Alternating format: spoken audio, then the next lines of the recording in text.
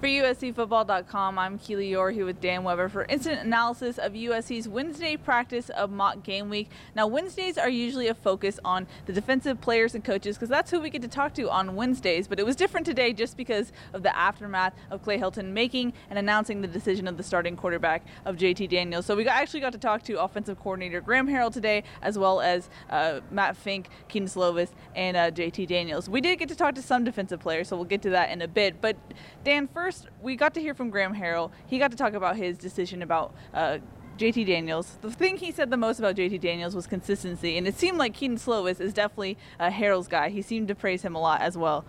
Yeah, he was consistent in his consistently saying JT was consistent, very consistent. And man, does he like Kedon Slovis. Yeah. Oh my goodness. We knew, I think we were the first ones to say after practice 3, that he really liked him. I don't think we knew how much he really likes him. I mean, he just thinks Kedon can make throws that nobody else can make. Not sure everybody would agree with that, but this is Graham's offense, and so it was interesting. I tried to ask him. You've got two guys that are not freshmen that have been veterans, both of whom have had to go into games as the backup, and both performed well. And Matt Fink at Notre Dame a couple of years ago, at Utah last year, Jack Sears in the Arizona State game this last year. I said, be any hesitancy in putting a guy, I'm not sure, what is it, Desert Mountain or Mountain Desert High School? What, and the next game he plays is maybe in the Coliseum against somebody. He said that's why he's the backup. He's ready to go. I mean, there is. It was interesting. I think we got a really interesting insight into how much Graham Harrell really sees in the upside of Kedon Slovis. Yeah. And Kedon is a really confident kid. Mm-hmm. Yeah, but what did you take away from what he had to say about JT? I feel like the only thing we really got out of him was consistency. Do you read into that at all, that maybe Graham might lean more towards Kedon? I think he's still trying to coach JT up. I think he's still trying to, I think in some ways JT's a really strong-willed sort of a guy. And I think Graham really wants JT to be exactly the way he wants everything done. And, JT's had a lot of success doing a lot of different things. I think it was a pretty big endorsement that after 2 weeks they just said, this is your team, JT. Yeah. Excuse me. And I don't think you got any sense that, I know people keep asking him the question, well, what if this happens? What if that?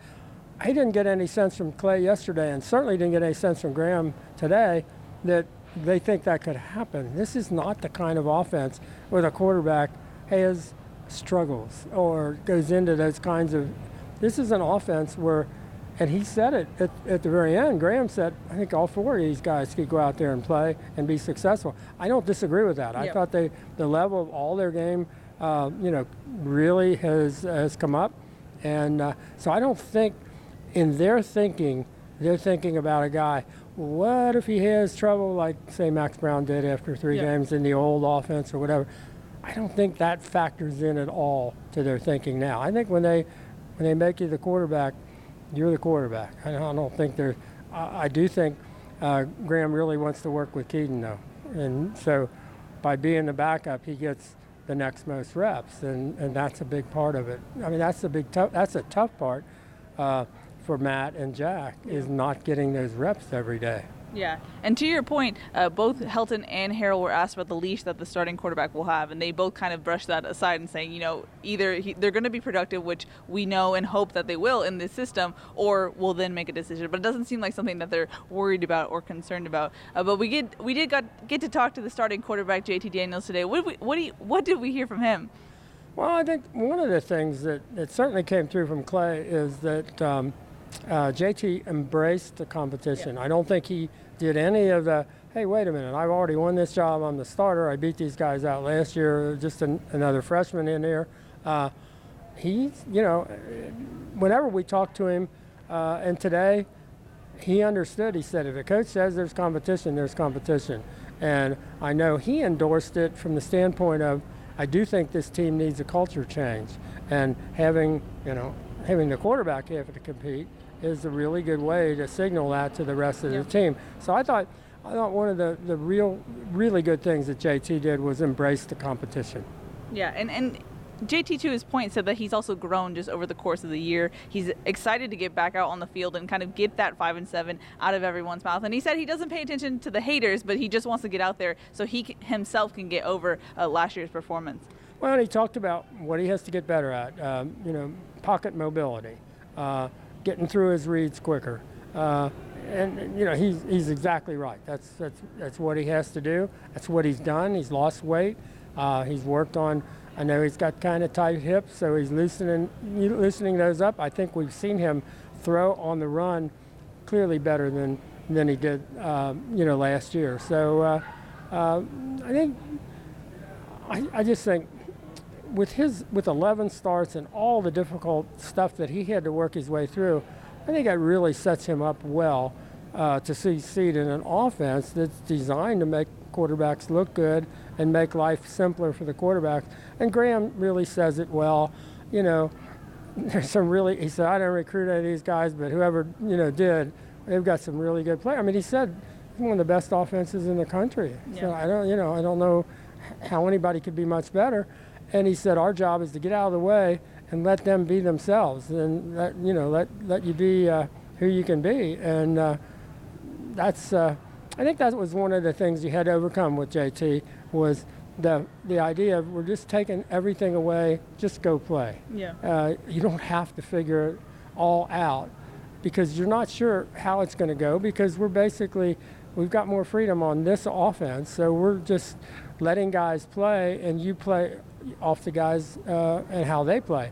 And it doesn't have to be all of the calculations and calls and stuff that last year's offense had to be. So yep. I think JT is in a place now where he feels like he knows exactly what he needs to do. Mm-hmm. We got to hear from Kedon Slovis about his reaction to being named QB2. The funny thing is he said that people back home kept telling him congratulations, and he was like, well, thanks, but I didn't actually win the job. So that was an interesting part from his scrum. That was a really good reaction. You want a kid who would come in here as a true freshman and think, hey, I can beat these three guys out that have been here for all these, the years that they've been here, all these guys who played college football. So he's a really confident young man. Yeah. I mean, he is, and yet he clearly represents everything that Graham Harrell wants for his quarterback. So really, and he's, I guess he's 210 now. He was 195 when he came in here last year. He does look bigger and stronger. He looks taller. I mean, he just looks like a player. I mean, there's no question about it. And he certainly has his coach's backing. Mm-hmm. On the other side of things, we got to talk to Matt Fink. We didn't get to hear from Jack Sears. He declined to speak with the media, understandably. But what did you hear from Fink and how he took the news? It was interesting. He said he was going to keep just those immediate feelings when they got told before practice after the quarterback meeting. They got called into Clay's office, and Graham was also in there, and they told each of them. And he just said, I said, I'm kind of an emotional guy, and I think I'll keep that in the room. Yeah. I'm not going to share that.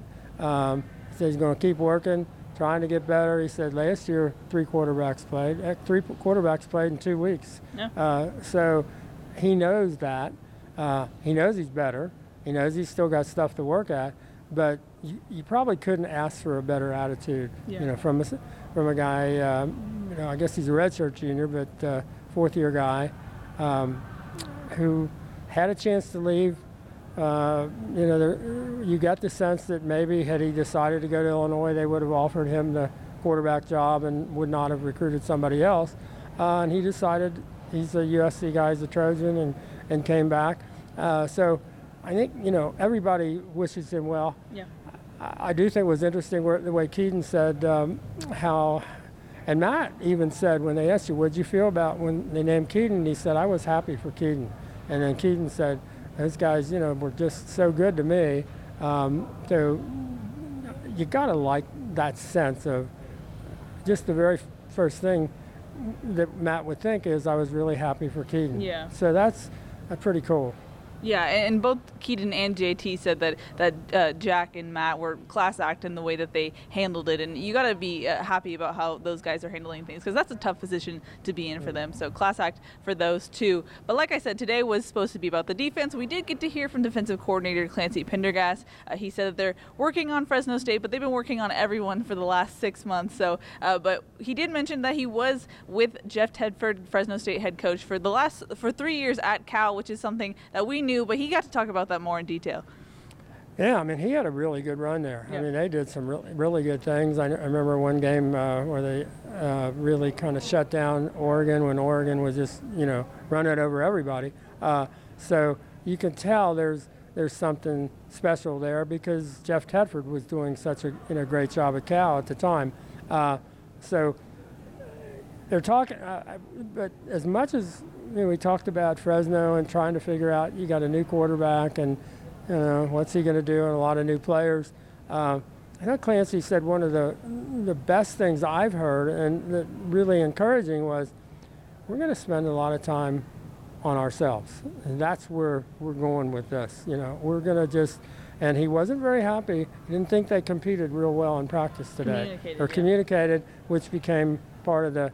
And I think he added the competed part to it. But I like that. I think they need to be pushed, and that's, you like to hear the coach saying, we don't want you resting on your scrimmage laurels or whatever. You got to go out there and really compete every day, and saying it if you don't like the way it looked. But I really, really, really, really like the idea of saying we're going to focus on us. It's about us and getting better.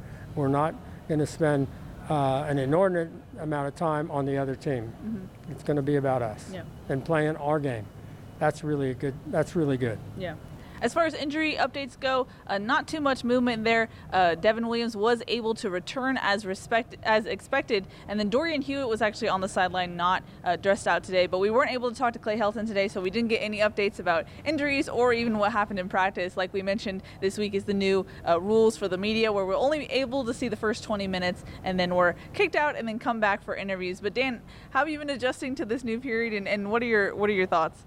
Well, you can hear some of the things. I mean, you hear that maybe JT's getting 70% of the reps, or Kedon's getting 20, and the other guys, are going to have to split the other 10. Those kinds of things. But I don't think they're changing much. I think the fact that we saw them for 2 solid weeks, saw them in spring, I think they're kind of going ahead with just that basic. Way of going after things. I think they're going to do some special work this weekend. They're, like what happens in if you get a safety and you got a free kick and all that kind of stuff. The things that are the kind of the one-of-a-kind specialty things and that. I think they'll start doing some of that so that you don't end up like that situation we all just wanted to bang our heads when USC was coming back at the Boston College third game of the year, and they didn't know how to play after they'd beaten Stanford, didn't know how to play the option, and they were trailing Boston College by a score. At the very end, they had to kick an onside kick, and they never practiced one. It was like, come on. So you have to do those things, and we may not always see them when they do them, but at least they're talking about, you got to do that sometime. You got to pick a time, and that will be some of what they do this weekend. Yeah, and so like Dan mentioned, the schedule going forward will be tomorrow's. Thursday practice is closed. We do get to hear from Clay Helton, and then Friday's essentially a walkthrough. Saturday's going to be a scrimmage, but that's closed as well. And then next week we get into the real game week situation. There will be a game next week, which is pretty crazy. I don't think we know for sure. In years past, that Saturday, I think that's the night, they go to the hotel, and then they go to a off-campus site. They don't necessarily a lot of what they're doing is getting ready for the night in the hotel and all of the way they meet and getting on the buses and what have you. There have been times, because I think we staked them out one year, they're technically not allowed to publicize any off-campus practices. Yeah. There's a rule about that, so they have to keep secret. But I think the second year or whatever, they didn't do anything. I mean, they just went there, sort of did a walkthrough. I would guess probably not a scrimmage. They might do one of those. It was a loose usage of scrimmage. I'll say that. They might do one of those scrimmages where they have the coaches on the headsets and they have the substitutes and they line up and they could call it like a situational scrimmage, but it's not a scrimmage where they're going to tackle or do anything like that. I would guess that. Yeah. Dan corrected me there. That's what I meant when I was saying that. But any final thoughts before we wrap it up? No, I mean, I thought they handled, today pretty well. I thought we got some pretty good insight into, all the quarterbacks and Graham, and I found it, kind of interesting. There won't be the classic quarterback controversy the way everything broke down, but the elevation of your true freshmen over to veterans will probably be a continuing story. Yep. It'll be interesting to see. That's going to wrap it up for Wednesday's practice. For Dan Weber, I'm Keely Eure. For more, check out uscfootball.com.